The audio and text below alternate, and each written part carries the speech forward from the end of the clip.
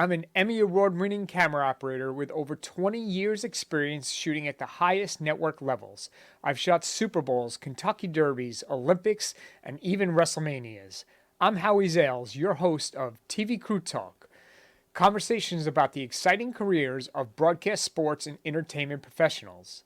This podcast will help you accelerate your career in broadcast sports.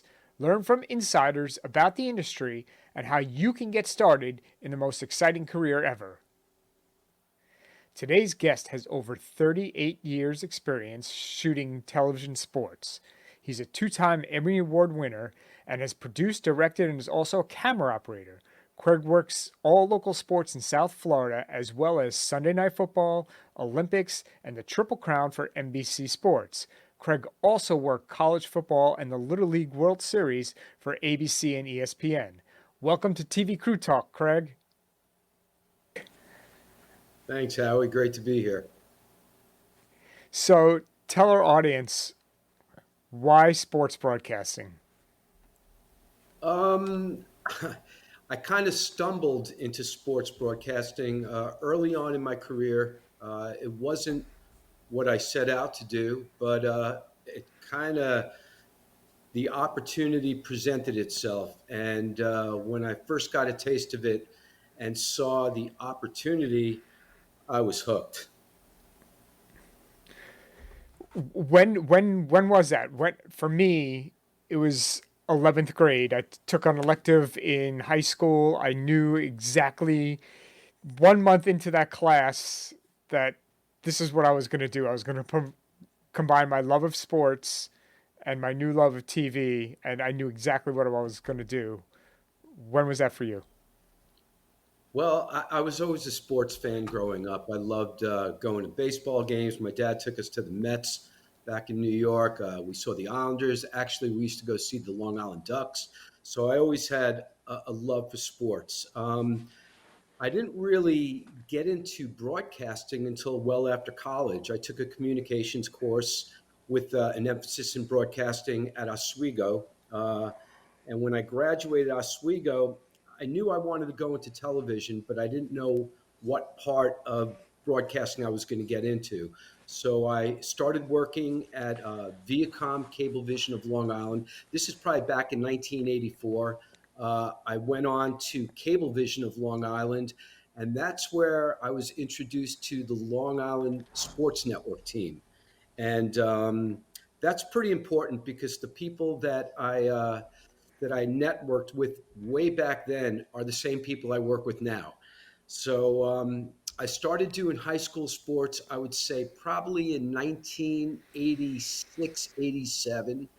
And I was working with a great group of guys. And I was doing basketball, I was doing baseball, lacrosse, some football, all at the high school level. So I didn't realize what an opportunity there was in sports broadcasting until I realized there's a whole business out there to kind of wrap your head around. So that was it for me.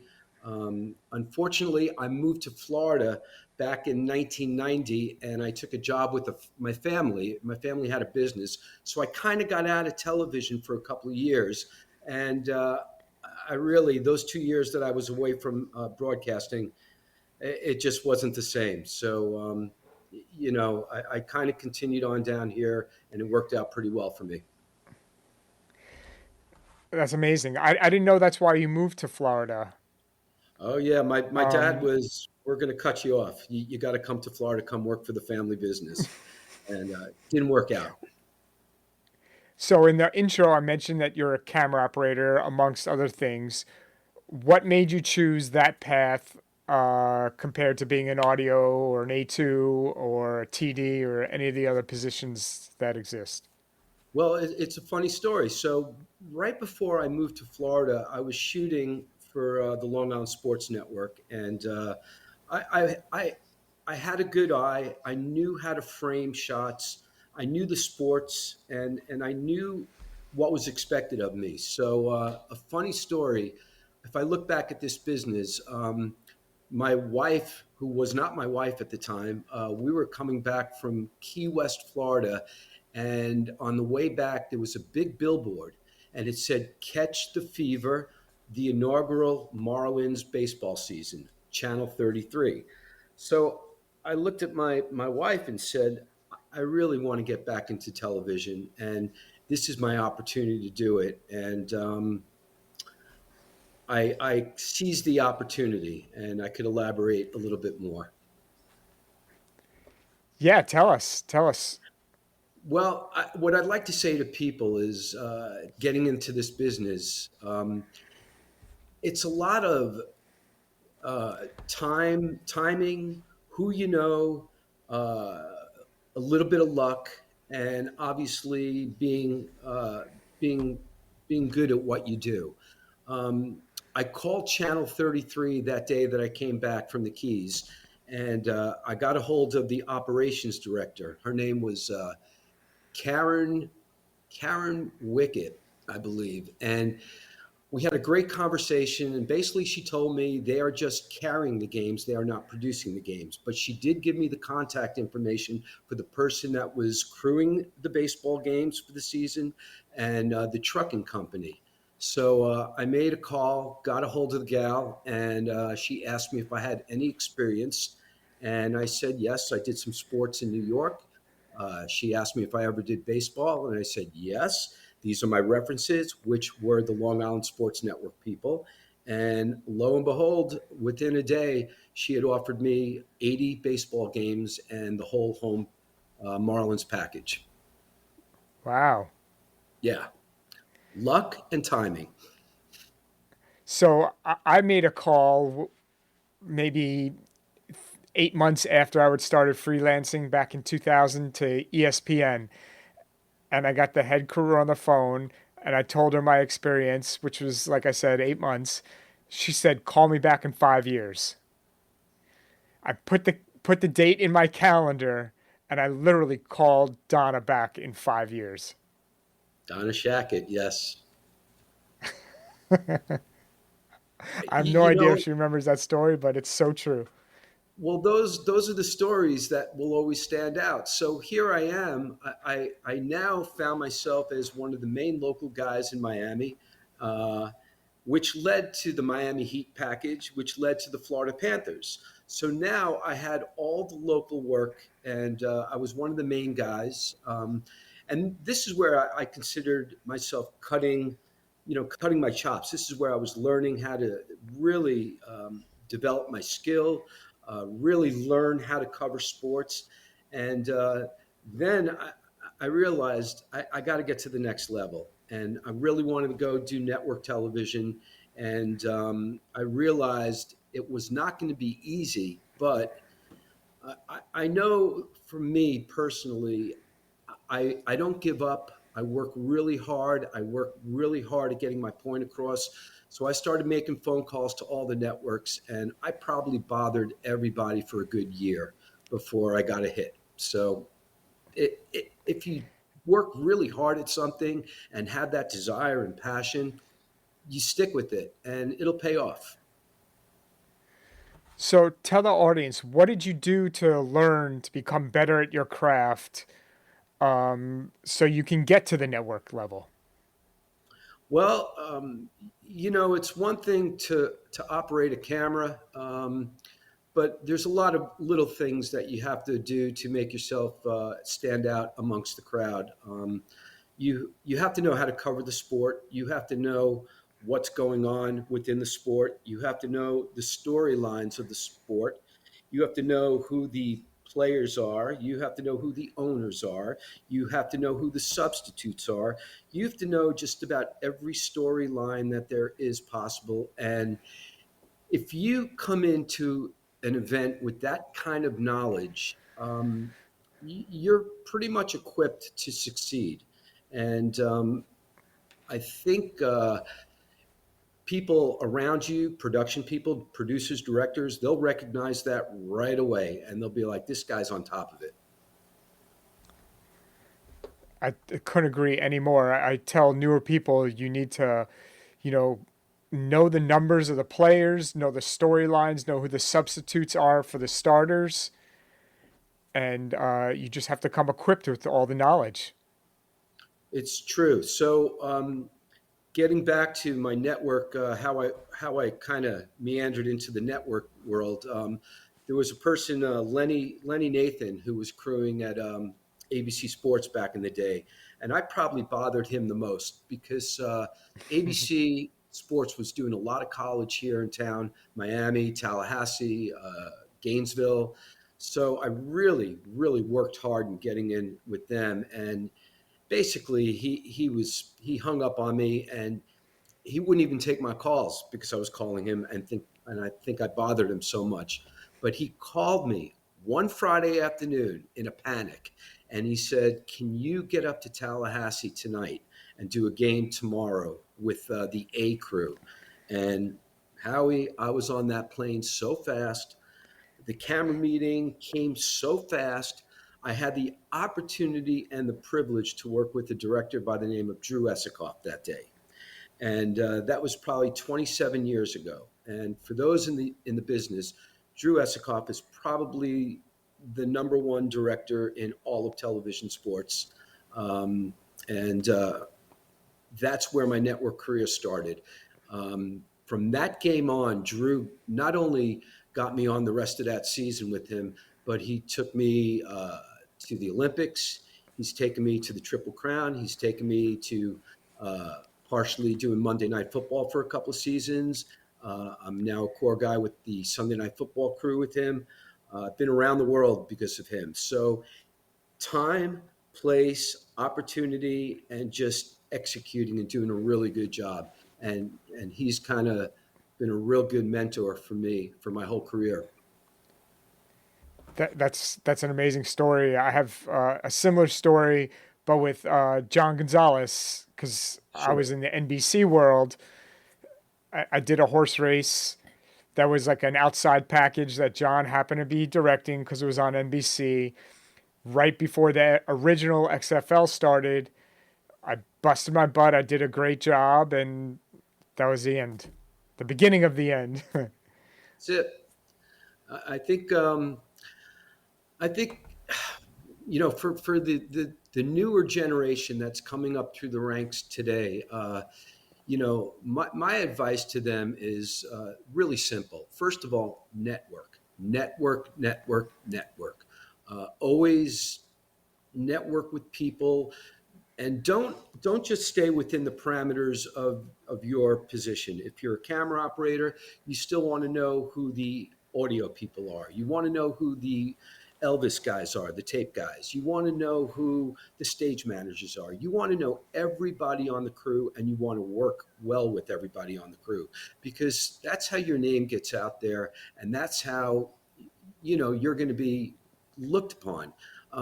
Another thing I always tell some of the newer kids coming up: if you see some of the older guys loading up the gear, or if you see anybody loading up gear and you think they need a hand, give them a hand. If there's a guy that's running a cable and you think he might need help him. Those little things will go a long way. And the most important thing is treat people the way you would like to be treated. We work in a very it's a circus-like environment. We kind of manage our own. We don't really have a human resource department on site. So the way you handle yourself and the way you handle your peers is basically the way you're going to get by. So I would strongly advise, treating people with respect, and I think that will go a long way. I couldn't agree anymore. So, favorite place you've traveled to? Oh man, Shanghai, China, for the World Why? Swimming Championships. I just, I've had the opportunity, knock on wood, I've been around the world because of this business. And I've been to Russia, I've been to Italy, I've been to Spain. But I don't know, just Shanghai, China. I saw an old part of China, with the rickshaws and, what you would think of old China to be. And then, you have Pudong, which is one of the most metropolitan cities in the world. So I got to see, both the best of everything. So that was probably one of my favorite places to go. Favorite event you've covered? Michael Phelps. Michael Phelps, 8 gold medals at the Beijing Olympics. That was the highlight of my career. I was in Greece for Michael's first set of gold medals. I did the camera that like took him out of the pool. There's a shot. There was a shot in the USA Today of just him and I, because I was crouching down as he was getting out of the pool, and that was a cool event too. That was the way Drew called that sequence of shots, because basically we had presidents, we had prime ministers, we had heads of states. So the way Drew was calling cameras, get the president of the United States. I need 32. Get me prime minister of Israel. Get me Phelps on the deck. Everybody. It was just such a wild sequence of events. Amazing. You Yeah. touched on this a little bit, but besides Drew, who are your mentors, or who were your mentors in the business? Oh, Patrick McManus is one of them. I work really closely with him. Good friend of yours as well. Yep. I've had such a great opportunity to work with local directors and producers that are incredible, and they have allowed me to grow not only as a camera operator, but they allow me to kind of create my own shot, my own. They let me produce my own shots. So my baseball director, Christian Roberts, is great. My old director, Jim Holley. I owe a lot to Tom Hastings, who was our executive producer when I first came up through the ranks. I got really creative producers. John Salser is a great mentor. I have people like Teddy Ballard, who not only directs the heat, produces it, runs the whole show, but these guys, all of them, all the local guys down here, they allow me to really go outside the box, and that's pretty cool. When you can shoot outside the box and not just keep it always head to toe, bat or swing. They really let me do a lot of cool stuff. Great.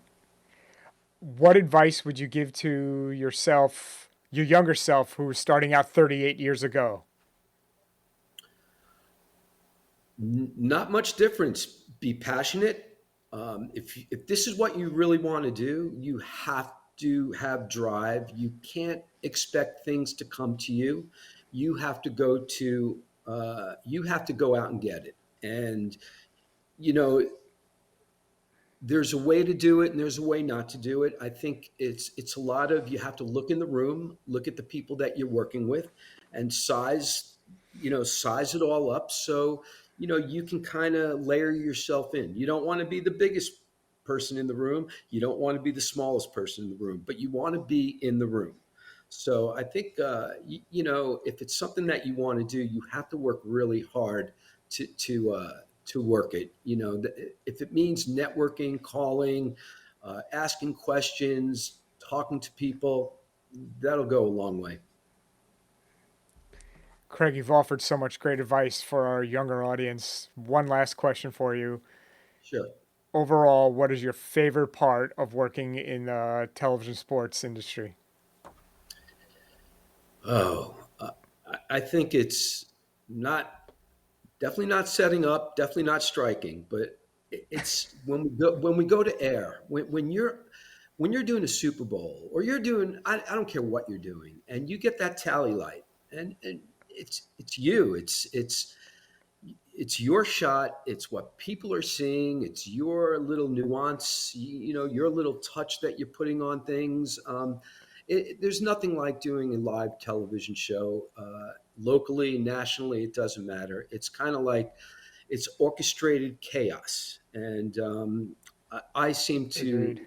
revel in those situations. So I Yeah, think that's having the your part shot that. used as a replay or in a rollout is a great feeling.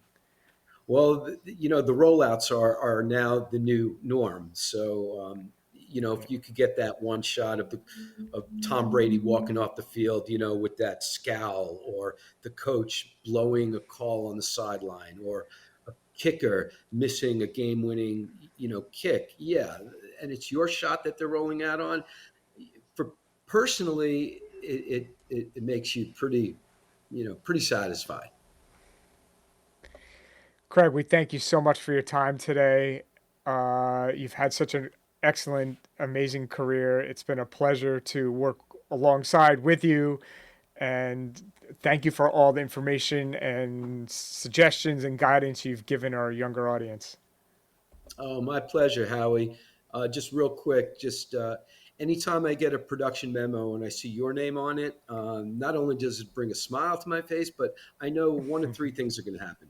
We're going to have a great show, we're going to have a lot of fun, and we're going to probably have a good dinner. So, you know, I always look forward to working with you, buddy. Same here, Craig. Same here. Thanks again. All right, buddy. Great. Cool. That was awesome. Thank you, man.